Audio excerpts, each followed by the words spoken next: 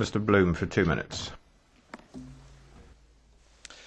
Well, Mr. Chairman, it's fascinating as always. No sense of irony again in this chamber. One of the biggest problems that we have, of course, particularly in the United Kingdom, is the monstrously stupid avalanche of rules and regulations that came to slaughterhouses 10 years ago, which managed to close over 1,000 abattoirs in the United Kingdom, which gave rise to much longer journey times for animals.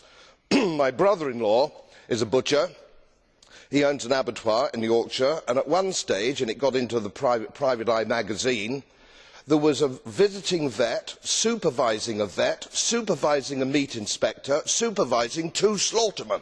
That is the sort of nonsense that you get when you are dealing with this organisation's rules and regulations.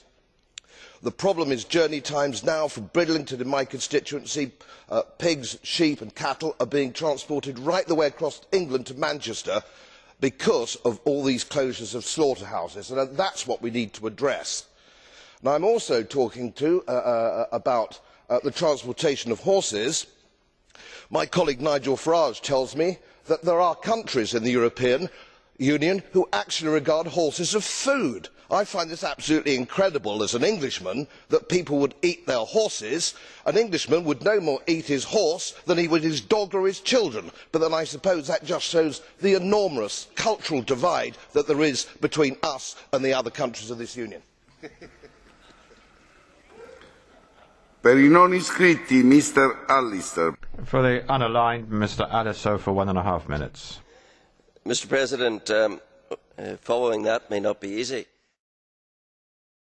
Before we continue with this debate, if I may, I'd like to make an observation to reassure Mr. Bloom about the consumption of horse meat.